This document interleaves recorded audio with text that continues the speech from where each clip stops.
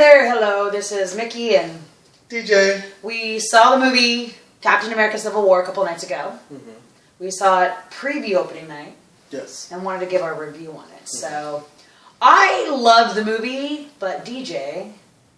I like the movie. I feel like I got more from the first Avengers movie than I did from this one. So, for those of you about to see it, it is the war between the Avengers characters, mm-hmm. right? So it's pitting Team Iron Man versus Team Captain America. Right.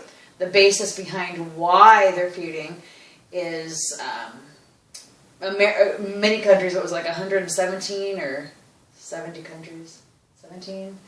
Basically felt that they should be kept under lock and key and be told when and how they're allowed to save the world, because apparently they're not happy with the devastation and unnecessary deaths. So they have them do an agreement, and there are people with Iron Man who agrees this should be done, and there are people with Captain America that do not agree that this should be done, and that is the premise of why there's a civil war. But, I mean, I loved it because I have followed these characters from the 1 and 2 Iron Man. Haven't seen the third one yet, which DJ tells me I need to see it. Right? So from Iron Man 1 and 2, Thor, Captain America, and Captain America Winter Soldier, leading to the Avengers, Age of Ultron. So in following these characters, I was really invested. So watching it, it was more of an emotional tug for me. Thought it was filmed well. Thought the scripts did really well. There were some moments, which I won't ruin in this. We're not going to spoiler alert for it. Because the fact is that I don't read the comics, so I don't know what's coming up. DJ here he's just comic extraordinaire. He knows these stories back and forth, which is why I love watching these movies with him. But for me, there was a wow factor in it that I didn't realize. And it was great. And the action was pretty good. I missed not seeing Thor and Hulk. Yeah. Right? Yeah. So, and that was on purpose, right? Mm-hmm. So, why was that? Was it written in the comics as to why? It is, but it's a spoiler, so we can't do that. So we're not going to get into that. But what we will say is it's nice because you get a variety of other characters. As you've seen in previews, I'm sure you see Spider-Man as someone who they bring in, which is very nice, as well as Ant-Man, which is also extremely cool. So you get a good variety of heroes, which is nice. Yeah, that was an interesting twist, with adding Ant-Man and Spider-Man. Mm-hmm. How did you feel? I know it was a different actor again doing Spider-Man. It was the same actor doing Ant-Man. How did you feel the actor did well for the Spider-Man role? I think he did a great job. I was a little worried because he seemed a lot younger than the other Spider-Man and what I envisioned Spider-Man to be, but I loved his comedy. I thought that he was very funny, very witty. I think they played with the fact that he was young, which was nice because there is this whole coming of ages when you look at the new Avengers and where they're going with the Avengers, which is nice. And so I'm pretty excited to see what they do with it, and if Spider-Man gets his own movie again. So we'll see. Again, another movie for Spider-Man? Mm-hmm. Is it going to be a different story? Is it going to be the same? It's going to have to be, because now they've switched it. Now that they've gone from, who was it, Tobey Maguire? Yeah, and then this newer guy who was in The Amazing Spider-Man. Right. Which was weird because they didn't bring him back. They brought this new guy. A third person, mm-hmm. Right. And this kid does look like he's 14. Yeah, literally. So. And in this movie, he's only been Spider-Man for, he says, 6 months. 6 months. So this has nothing to do with any of the other movies you've seen. This is literally spanking new out of the box. Yeah. Yeah. Spider-Man. Yeah, which is a nice concept. I mean, because just like you noticed before, how they were making sure that we knew that Scarlet Witch was very young. Right. You know, and that plays all into what the next and up-and-coming Avengers films will be like. He knows this stuff. Right? This kills me. I don't know this stuff. You can't get... we don't want to give too much away, but you notice these are younger characters, so obviously they want to make sure that these will last a little bit longer. Right. And Scarlet Witch is the character from Age of Ultron, mm-hmm. who had the twin brother. Mm-hmm. I forgot his name. Quicksilver. Because he's really quick. Mm-hmm. And who died in Ultron. Sorry if I spoiled that, but you should have seen the movie. Your fault. Mm-hmm. So then she carries on to this they didn't say specifically that he died, which is... which is nice. You see this little thing, but I mean, see, there he goes again. Yeah, exactly. You gotta catch for those things. I mean, because he's a influential portion of the story of this whole battling of Avengers, which is nice. Interesting. And then the guy with the jewel in his head, Visions. Vision. Mm-hmm. So he sees visions? No. Why is he called Visions? He doesn't. He's called Vision for a number of things, but his ability is beyond everything. He has the ability to do the phasing, which we see. That's right. He can pass through objects. He can pass through objects. He has the beam. He has the flight. He has all these different outer-worldly abilities, which is nice, and they come in handy, as you'll see during the film, which we don't want to give away. They do. Mm-hmm. And then it was nice to see them bring in another African-American hero. Right. As we got with Black Panther, which is fantastic. Yeah, his suit and his abilities were pretty dope. His suit was amazing. And I didn't know that was going to be a character, again, because I don't read. So watching these movies, it's awesome to see these things develop on screen for me. Mm-hmm. Do you feel that portrayal was good? I do. His accent was very thick. They could have dialed back on that, but he is the king of his place, his land, and so it's I guess it has to be rich and it has to be authentic, and it seemed very much so. But as being an actor, it felt to me very acted. So I was like, I wanted it to be kind of natural, and it didn't seem natural. It seemed more forced. Just a little bit, because he did a great job throughout the whole film. You get like cool things. I don't want to spoil it for you guys if you haven't seen it. But I mean, if you do read the comics, then you know who his wife is, which is fantastic and awesome. And you may get a glimpse of her in the film. I don't know. I'm not sure. I don't want to give anything away. But it's pretty cool what they do and how they do it.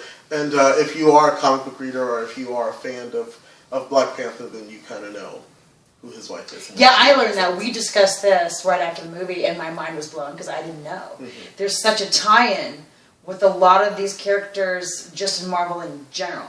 Mm-hmm. Which I didn't realize those were Marvel, but there you go. Now, you, though, had an issue with it being a total, not just that it was majority like a bro flick, which I get that, because I think there's 2 female characters, really, and that was it, compared to all these men, but that the focus was primarily on Captain America and his buddy, Bucky. Yeah, Bucky. And goddamn Bucky. No, I mean, great. It was a great film. All in all, it was a great film. I just wanted to see more. I mean, you have these amazing characters. You're bringing them in, and it's like, are they going to do anything? Like, do we get a little bit of their backstory because they are going to be, the up and coming characters of what everything should be. To speak lightly. What was nice is how they brought in Spider-Man. I think we both agreed that they did exactly excellent job. And Marissa Tomei plays the aunt. Mm-hmm. So she plays a really hot aunt, and of course, gorgeous. Tony Stark has to hit on her because he's Tony Stark. Mm-hmm. Yeah, that's real. I really like the bit with Tony. What's the word I'm looking for? He goes to recruit Mr. Peter Parker. So, and him knowing, like, Peter doesn't realize he knows who he is, because Peter doesn't realize anyone knows who he is. Mm-hmm. He doesn't understand that in the world of Tony Stark, with all the technology he has, he knows where everybody is and what they're doing. So, yeah, that was good. Ant-Man, it's interesting because I have yet to see that movie. I've seen bits and pieces and previews, and he does play an interesting role in this one. And then you felt like it seemed so one-sided with the teams. Yeah, I felt like it was very one-sided as far as Captain America and his team went. Who was on his team, which we won't give away. No, I just felt like it was. I'm like, come on, you got Iron Man shooting stuff all over the place. You know what I'm saying? And then his buddy that also does this general guy. Exactly. You have all these different characters who just gets knocked around by the opposing team, and it was just wild to see because I'm like, these are like, one of them's like a trained assassin, like it's just like, come on, guy, give him some sort of fighting chance. I mean, and the other one is wearing a full-bodied armor, which is the same armor the same metal as the shield. So I'm like, you're telling me that people are just punching his face and punching his body and kicking him without being, like it just, I was just looking for a little more realness. And then that's what they tap into. You watch these cartoons and you read these comic books and it's like, you don't even think twice about the fact that these cities have been destroyed. And what they played on, which is something that I didn't like during the whole Batman series and things of that nature, how actual they were and how realistic they were. I'm definitely a fan of the animated versions of all of these things. Versus live. Mm-hmm. Yeah. But they play on the fact that, like she said earlier, that these countries were so upset because they were destroying these cities.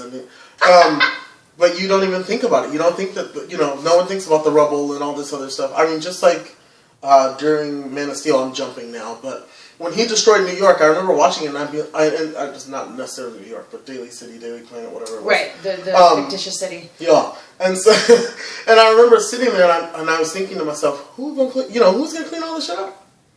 How am I supposed to go? So now I'm out of a job because there's no building, and so now I can't go to McDonald's where I work because Superman threw his homeboy into, it's just.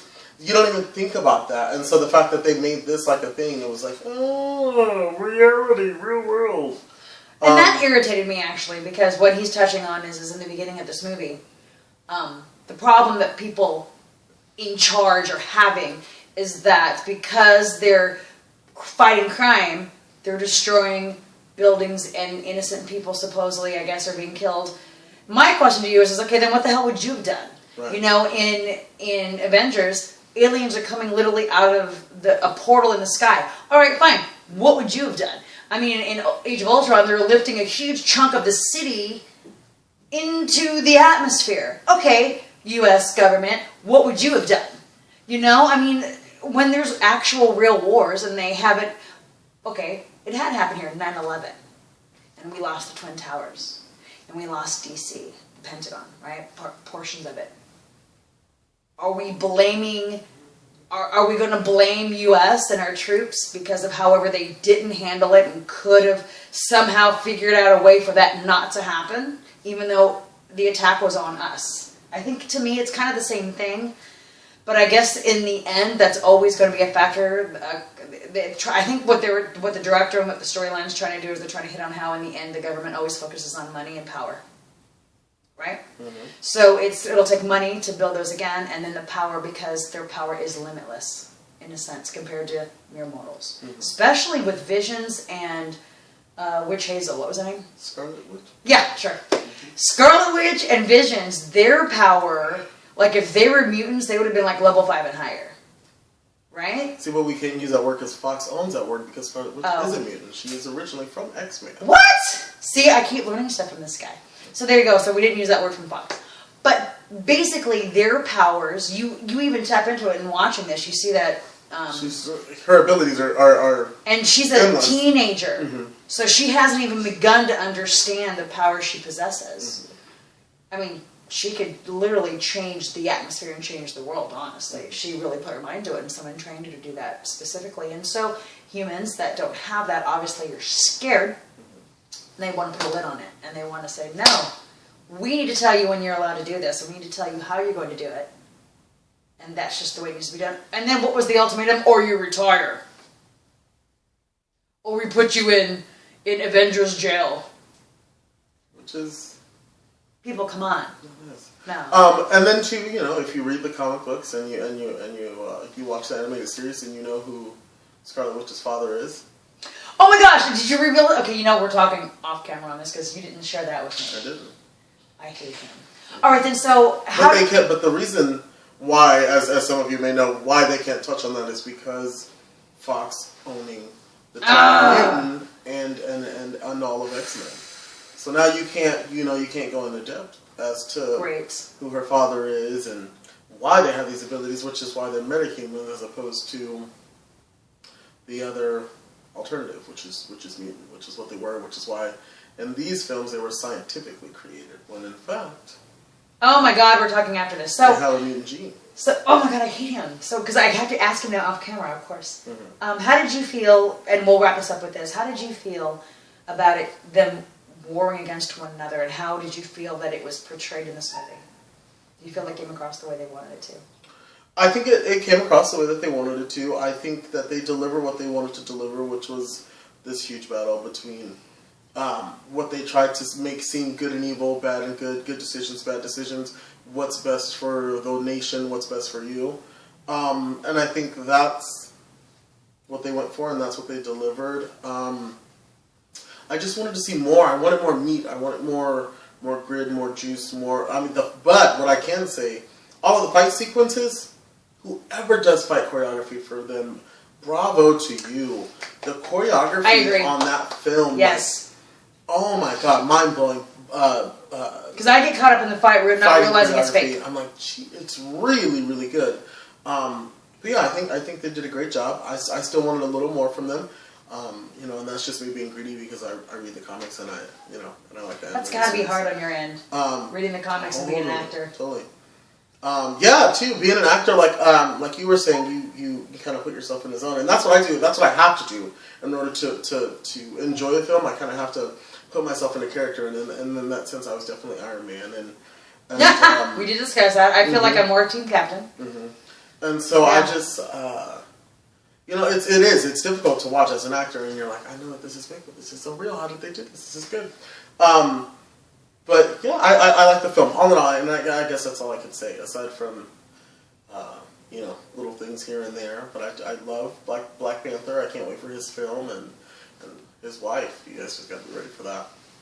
Yeah, I loved it. I think the ending part tugged at the heartstrings a little bit. The way that fight ended up and how when it reveals why this all happened, it was pretty involved and rather complicated.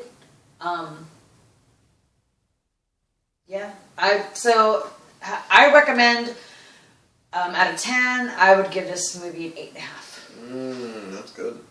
I would say 7.5. There you go. So, there you go. DJ and Myki. We do say see it, but see it with an open mind. Right?